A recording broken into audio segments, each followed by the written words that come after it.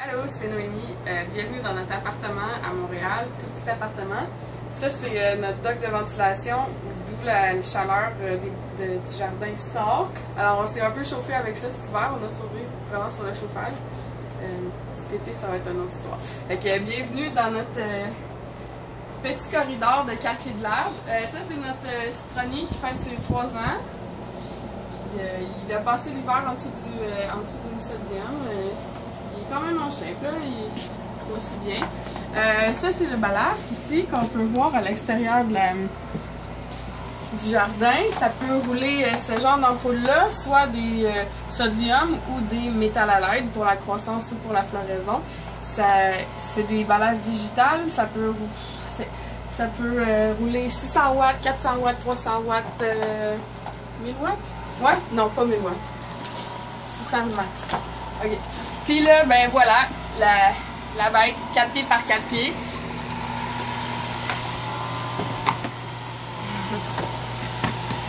On va monter ici. Ok, là c'est vraiment orange. JF, il va fermer la grosse lumière pour qu'on voie quelque chose.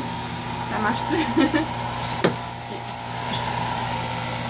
Donc, on peut commencer par ces deux tables-là. C'est les premières tables qu'on a installées. Ça fait à peu près 3 mois et demi qu'ils sont installées. C'est des tables aéroponiques avec une pression à peu près de 11 PSI. On roule avec une... Oh là, tu verras pas grand-chose si c'est ça. On roule avec une pression d'11 PSI et avec une pompe 1 quart de force. Puis nos piments, c'est les premiers qui étaient dans le système, ceux qui sont encore là. Les autres choses, ça s'est renouvelé, mais ces piments-là, ils ont à peu près 3 mois et demi, 4 mois de la graine. Puis là, on est sur le point d'avoir une belle récolte de piments rouges. C'est les plus gros piments qu'on a fait à date. Là, on est bien contents, on a hâte de goûter à ça.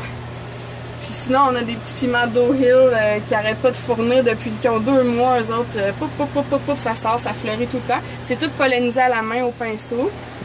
Parce qu'on n'a pas d'abeilles dans le jardin, évidemment. Puis c'est ça. Après ça, sur ces tables-là, on a d'autres expérimentations. En haut, comme ils ont accès à la sodium, on fait des choses un peu plus consistantes, comme des radis. On les fait en 3 semaines. Ça, c'est une betterave. C'est vraiment...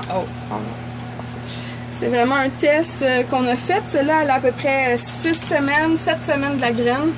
6 semaines dans le système, puis elle est belle. C'est une cylindra, elle va être prête à récolter presque aujourd'hui. Les bleuets ici, qui ont été sur une autre expérimentation. JF, il a tout lavé les racines. Il était en dormance pendant tout l'hiver dans un locker, puis il a lavé toutes les racines. Il a mis ça là-dedans. Ça fait aussi 7 semaines à peu près qu'ils sont en réveil. Puis ils sont bien cute. Il avait fleuri après 2 semaines. Finalement, c'était peut-être trop tôt pour eux autres. Là, fait qu'ils ont besoin de grandir un peu avant de refleurir. Ils n'ont pas refleuri encore. Fait qu'on attend. Puis sinon, c'est ça. Un basilic ici qui a 7 semaines de la graine. Il est pas mal en shape. Ici en bas, on a c'est une herbe des laitues, iceberg. Ceux-là, ils ont 2 semaines à peine. C'est des petits bébés.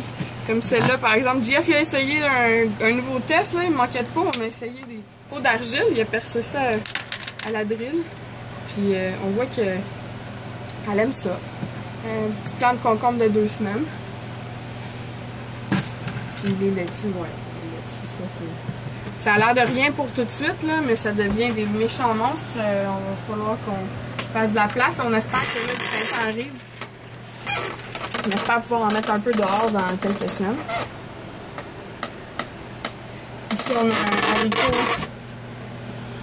un haricot qui part d'ici en bas, puis qui monte facilement tout le long des fils. Puis il s'en va, il est allé s'accrocher en haut, là, aller chercher la grosse lumière en haut. Puis il a fait le tour une fois. Puis ça, c'est le nouveau système. Celui-là, ça fait 2 semaines qu'il est installé.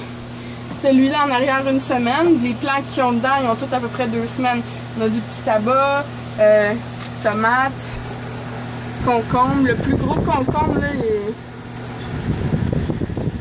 Concombre de 2 semaines, celle-là aussi, il est magnifique. Puis il aime beaucoup ça. Puis ça, en fait, la particularité de ce nouveau système, il a son propre bac de soupe. Et c'est une soupe de croissance. Fait qu'on a, Jeff a séparé les deux soupes.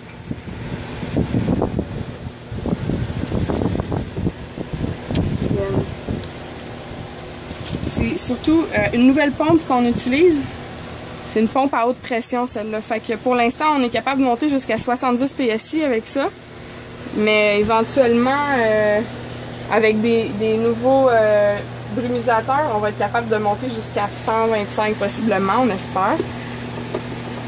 Donc, si on peut regarder, attends, je vais partir en compte.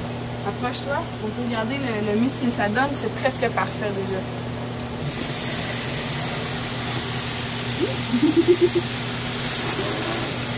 C'est toi la petite gorgée de ça. Mais gars, ici, approche-toi. Donc, voilà. On repart là, on va monter les pressions. Okay. Donc voilà, on voit la pression à 70 ici. Elle peut monter jusqu'à 125. C'est ça, avec d'autres brumisateurs. La brume qui sort de là, c'est parfait pour les racines. C'est exactement ce qu'ils ont besoin. Donc voilà, ça c'est la nouvelle pompe Aquatech qui est juste là, qu'on a commandée des États-Unis. Puis avec ça, on va peut-être avoir beaucoup de plaisir cet été et monter des plus grosses tables haute pression. C'est des aimants permanents, fait que c'est à vie. Sa consommation va rester tout le temps égale puis elle cassera jamais. Ça c'est à peu près toutes les bouteilles qu'on utilise, ça dépend des moments. Ça c'est des mycorhizes pour hydroponique. Toute la gamme des microbes bénéfiques. Des bactéries bénéfiques, des enzymes, du calcium de très haute qualité qui fait une différence flagrante. Et le numéro 1. Le fameux thé de compost. Ouais, celui qu'on utilise. Un mur à frapper pour les fabricants d'engrais. Nirvana, qui est à base de léonardite. Carboload, qui est en fait de la bouffe pour nos bactéries et compagnie, et celui-là aussi. Les bactéries, on utilise des bioballes comme des billes de céramique, comme ça les bactéries peuvent coloniser. Ouais, les petits équipements, ça c'est le pH, pompe à pH, là, si jamais le pH change tout seul, elle a une pompe en dessous qui injecte le pH ou down selon comment il est réglé. Ça c'est la grosse soupe pour les grosses tables. Jeff il a fait un petit flotteur avec du PVC pour que ça soit food grade. Avant il utilisait du styrofoam, puis là ça commence à le stresser parce que c'est les choses qu'on mange. Donc voilà, ça c'est tout food grade. Puis la sonde à pH, elle flotte là-dedans. Puis dès qu'il y a un changement, puis il y a une injection de pH, elle le détecte tout de suite. Ouais. Ça fait le tour. C'est notre petit système dans un demi-sous-sol de Montréal, 4x4.